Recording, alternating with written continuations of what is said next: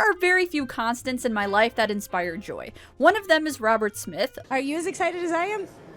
By the sounds of it, no. Another is my conure, Needles, and arguably one of the biggest things is mystery. Any kind, really. True crime, whodunits, noir, horribly written forensic shows that I watch aimlessly at night because I'm having an existential crisis, they all get me there. Aside from my aggressive interest in shows like Murder, She Wrote and my love for the works of Agatha Christie, I also have a fondness for mystery games, and my god, there are a lot of them. Even though mystery mechanics often work perfectly in digital form, there seem to be just as many misses as there are hits, and a lot of them go forgotten over time. FMV was a popular way to go. We had games like The Black Dahlia, which is a cult classic at this point. The Dame Was Loaded, which has been buried into obscurity, and modern games like Contradiction.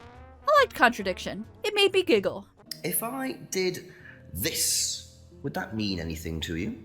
And of course, I can't go on without mentioning the mystery franchise to end all others, Eagle Eye Mysteries. Fine, it's Carmen Sandiego. We all know that, okay? But out of so many mystery games I've played over time, an adolescent game called Eagle Eye Mysteries is the one that really nailed the very nature of mystery gaming. Some of my other favorites include the classic Laura Bow games, the Colonel's Bequest and the Dagger of Amon-Ra, which do utilize collecting evidence and interrogation somewhat well, but I find they suffer from the classic Sierra quirks, meaning the puzzles were bullshit. The Carmen Sandiego games are classic, but I look at them through an educational lens more than a mystery lens, and for whatever reason I haven't been the most impressed by a lot of modern titles, but I always seem to go back to Eagle Eye Mysteries and its sequel, Eagle Eye Mysteries in London. I'm not too cool to admit that I play these games from time to time, and yeah, a big reason I enjoy them is because I did grow up on them. In fact, they were the first games I played that had talking, and it blew my mind. We interrupt our program for this bulletin. The Radio Richview newsroom tells us that a large monster was spotted by several people early this morning at Buccaneer Beach. Shout out to Sound Blaster. But even without the assistance of rose-colored glasses, I do believe these are both genuinely good mystery games, and I think the mechanics used here would still work perfectly in any modern game, with the exception of the blatant 90s fashion and locations. Remember baseball card shops? So what makes these games stand out to me? Well, as Jennifer, my partner in crime, would say, Let's check the evidence.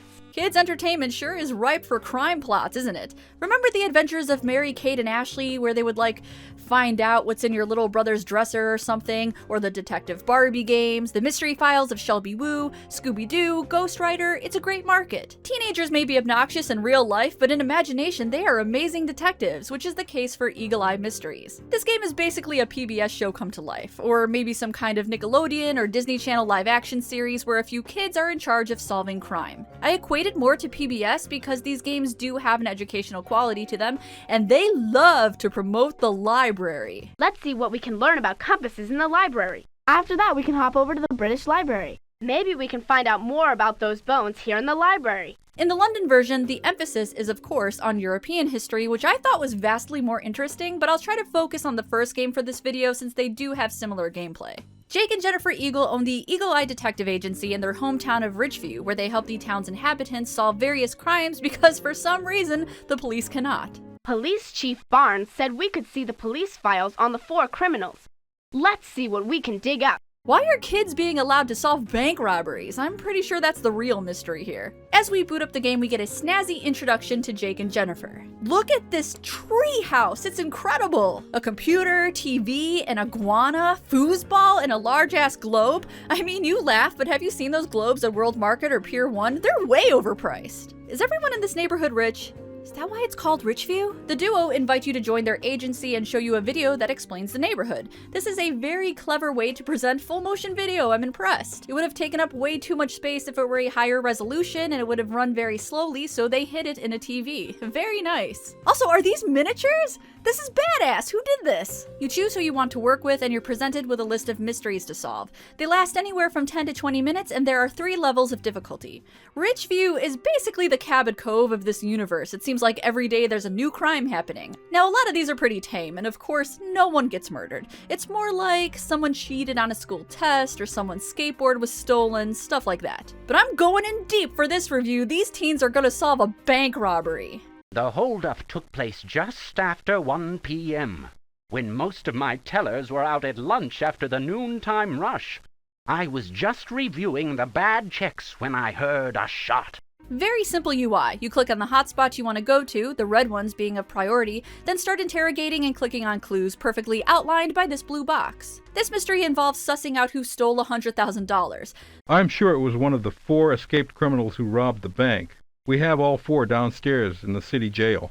This suspect has seen better days. He's supposed to be 32, he looks fucking ancient, like he's been trampled on by life. After you visit each location and interview all the witnesses, it's time to go over your notes and solve the mystery using Travis, which stands for Text Retrieval and Video Input System. It's basically a PDA specifically for solving crimes. If I had a device like this, you would never see me again. I'd be out taking so many digital notes and solving the pettiest of offenses. This whole process is very easy and provides a challenge to preteens. You just select the relevant clues that support your theory and click Solve. If you get it wrong, you will be given a chance to select new clues, and there is also a hint system. If you solve the mystery correctly, you get to check the evidence. And you get your own newspaper clipping that you can put in your scrapbook, just in case you wanted to revisit that horrible bank robbery anytime you want. On top of having a very easy to use design, the game also has some great recurring characters. An impressive amount, honestly, and all with age-appropriate actors as opposed to 30-year-olds desperately trying to sound like a teenager. Hey Jennifer, I heard you guys had to go out looking for Mark Moriarty. I can't believe he got lost. I bet Sergeant Morrow's really gonna lay into him. Because there are so many characters you get to know throughout the game, and the scenery and screens are so lovely and inviting, it makes it fun to play. There's an entire world that's been built, and as a kid especially, I loved learning more about it. The characters are quite tropey, but in a charming 1990s way. To showcase just a few, we have Mrs. Garcia, the librarian, Mr. and Mrs. Arnold, who run the Richview Historical Society, Mark Moriarty, your average troublemaker character who suffers from excessive mullet. I think that's a mullet. It's almost like his mullet has a mullet. Though this town seems to house a lot of crotchety old people. Mrs. Minisky here is a walking old person yells at cloud cliche. I don't appreciate you children playing on my property. Mr. Arnold here also suffers from chronic grumpiness and cares way too much about his prized beans. Stay away from my bean plants. This actually becomes a motive for one of the mysteries, protecting the integrity of Mr. Arnold's beans. I think Eagle Eye Mysteries in London does an even better job at world building and character development. Even though we're visiting places that already exist, it feels like we're in this imaginary story. It's believable, and the devs made a very wise decision in including a story arc. As you go through the mysteries in this game, you start to uncover the identity of McCavity, a recurring character who has never been seen and keeps slipping past Scotland Yard. This is obviously the work of that catty cad McCavity. This time he's really gone too far. He'll go to any lengths to embarrass the yard. I do like the short mysteries in the first game, but it feels like more of a genuine detective experience when you're working towards an end goal. As I went through all of them, I kept wondering which ones would be about McCavity. In regards to the educational aspect, I once said in another video of mine that I didn't think this game was edutainment, but its sequel was. After replaying this a lot, I'd like to retract some of that.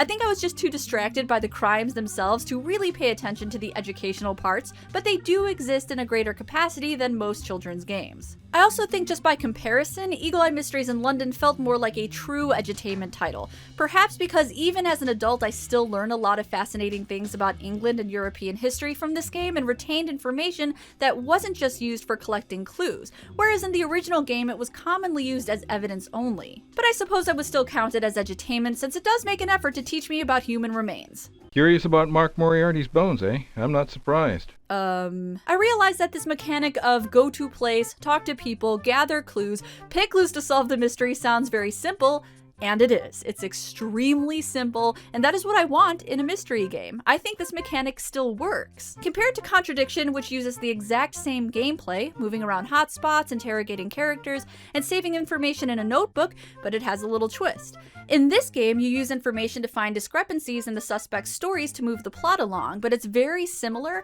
and it's a big reason why I like both. The reason Dagger of Amun-Ra is so clumsy is because it is needlessly cruel to the player, and even though you get a notebook for interviewing purposes, you're never working with evidence, not really. You piece the mystery together in your head, and if you don't get every damn question right at the end of the game, you meet a rather grisly death.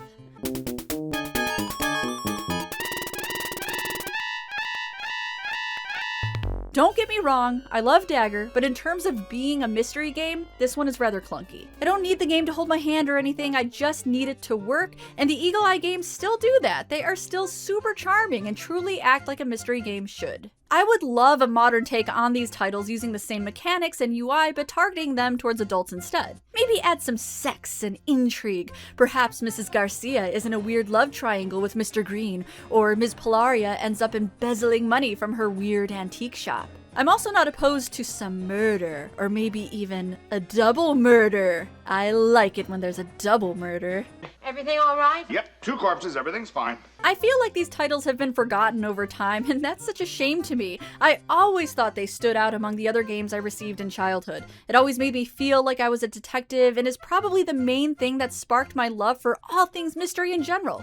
Could you imagine if I had never discovered Eagle Eye Mysteries? There would be no Murder, She Wrote videos on this channel. I can't even fathom such a thing. That is such a depressing thought. These games are developed and sold under the now defunct EA Kids, a division of EA that was only active for a few years in the mid-90s. I'm guessing these games will not be available to purchase for download, but if you can find the CDs, they run nicely in DOSBox. I also recommend these games for budding gumshoes. If you have children in your life, I truly think these games will be a hit with them. If you feel slightly silly playing these games in your adulthood, remember, the case of the baffling bones isn't going to solve itself, so put on your deerstalker and get ready to solve mundane crimes. No shame, I won't tell anyone.